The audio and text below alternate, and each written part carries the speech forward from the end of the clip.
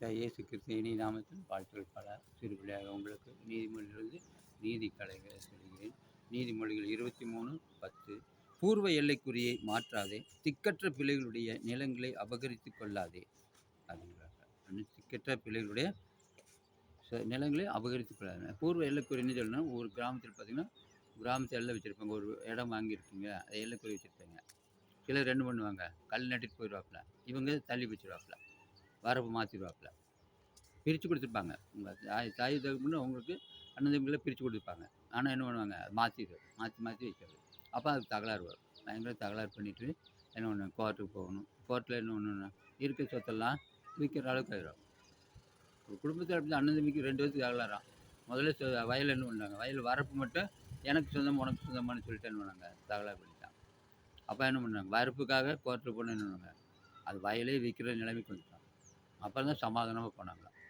அப்போ நம்ம எல்லைக்குறியை மாற்றக்கூடாது. இப்போ எல்லைக்குறியை மாற்றணும்னு என்ன பண்ணுறாங்க, அதனால் தகராறு வரும், பிரச்சனை வரும், உங்களுக்கு லாஸ் ஆகுது, அநேக இழப்புகள் நமக்கு வரும்.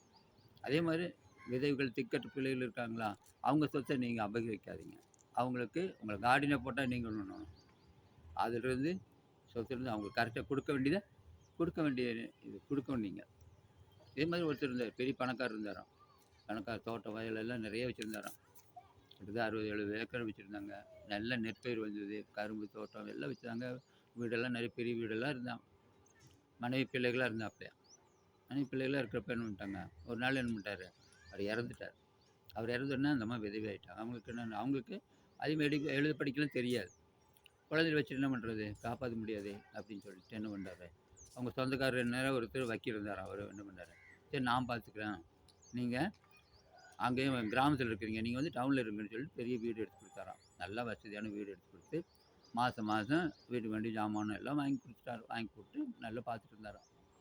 பார்த்துட்டு இவங்களை என்ன பண்ணிட்டாங்க, பசங்க பையனும் பிள்ளை இருக்காப்புல, அவன் படித்தா கேட்பாங்களே, சொத்து கேட்பாங்களேன்னு சொல்லிட்டு என்ன பண்ண, படிக்க வைக்கல. ஸ்கூலுக்கு அதுக்கு ஸ்கூல் படிக்கிறீங்க போதும், நீங்கள் சாப்பிட்டு வீட்டில் இருங்க, ஜாலியாக விளையாடுங்க அப்படின்னு சொல்லிட்டு இருந்தாராம். அவங்கள என்ன பண்ணுறாங்க, சின்ன பசங்க தானே, பரவாயில்ல எதுக்கு படிச்சு நம்ம என்ன பண்ணுறோம் அப்படின்னு சொல்லிட்டு அப்போ படிக்கவே இல்லையா, இப்படியே இருந்தாராம். கொஞ்ச நாள் அண்ணன் என்ன பண்ணுறாப்புலையா, அவங்க அம்மா இறந்துட்டாப்புல, யார், பெரிய பணக்காரருடைய மனைவி இறந்துட்டாப்புல.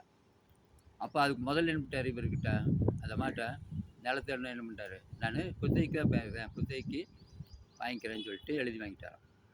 அவன் கையில் போட்டு கொடுத்தாப்புல. அப்போ அது அவர் பேரில் எழுதிட்டாராம். அத்தனை சொத்தி அவர் பேரில் எழுதிட்டு நல்லா அனுபவிச்சுருந்தாராம். இவங்களுக்கு நம்ம சாப்பாட்டுக்கு மட்டும் கொடுப்பாராம்.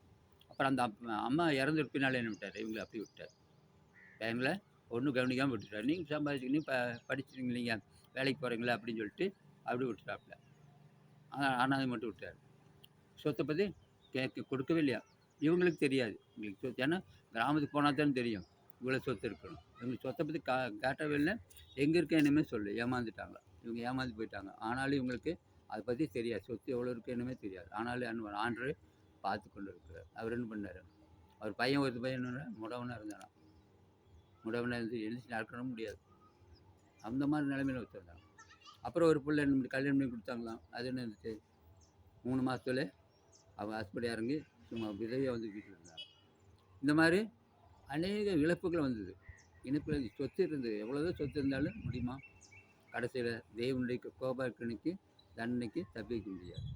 அப்போ எல்லாம் இழந்து போயிட்டார். எல்லாமே நஷ்டமாச்சான், நஷ்டமாயிருந்தது. அவ்வளோ பெரிய வீடு பங்களா இருந்தது, எல்லாம் இறந்தாங்க. இப்போ அது வீடு காலியாக தான் இருக்குது, யாரும் இல்லாமல் அனாதை மாதிரியே அந்த சொத்து இருக்குது. இப்போ நீங்கள் ஏமாத்துறீங்கன்னு என்ன பண்ணுறாரு, உங்களை ஆண்டவர் ஏமாத்துறாரு. ஆண்டவர் என்ன உங்களை கைவிட்டுறாரு. அப்போ சின்னதாக இருந்தாலும் பெரிதாக இருந்தாலும் எந்த ஒரு காரியமாக இருந்தாலும் சரி, எல்லைக்குரிய மாற்றாதீங்க. விதவைகளையும் திக்கற்ற பிள்ளைகளையும் நீங்கள் ஆதரிங்க. அவங்க நிலைமையில நீங்கள் அபகரிச்சிங்கன்னா என்ன பண்ணுறாரு, அதோடைய பலனை சாபத்தை நீங்கள் வாங்கிக்கணும். சாபம் இருந்தால் முடியும், வாழ்நாள் முடியுமா, முடியாது. அப்போ என்ன பண்ணார், சிறு பிள்ளைகள் நீங்களே என்ன பண்ணுவாங்க, எந்த காரியமாக இருந்தாலும் சரி, சின்ன பிள்ளைகளுக்கு முதல்ல செய்யணும். இங்கே போகணும், எங்கே போகணும்னு சொல்லணும், எது பார்க்கணும்னு சொன்னாலும் ஆண்டவருக்கு கிருபையின்படியாக நீங்கள் என்ன பண்ணணும், ஆண்டவருக்கு உண்மையாக நடக்கணும். உண்மையாக உத்தமாக நடந்து பாருங்கள், தேவன் உங்களை ஆசீர்வதிப்பார், சகல நன்மையாக நிரப்புங்க. விதவைகளையும் திக்கற்ற பிள்ளைகளையும் ஆதரித்து பாருங்கள், எல்லா காரியங்களும் ஜெயமாக முடியும். அதனால சாபத்திலிருந்து விலக்கி இருப்பீங்க. தேவன் உங்களை ஆசீர்வதித்து சிறு பிராயத்திலிருந்தே ஏழைகளை அனுசரித்து பாருங்கள், விதவைகளை அனுசரித்து பாருங்கள், எல்லைக்குறை உங்களுக்கு கொடுக்கப்பட்ட சொத்திலிருந்து நீங்கள் அதையே அனுபவிச்சு பாருங்க. அப்போ உங்களை ஆசீர்வதிப்பார். சகல நன்மையாக உங்களை தேவன் நினைத்து இன்னும் அநேக அநேக ஆசீர்வாதத்தில் நிரப்புவார்.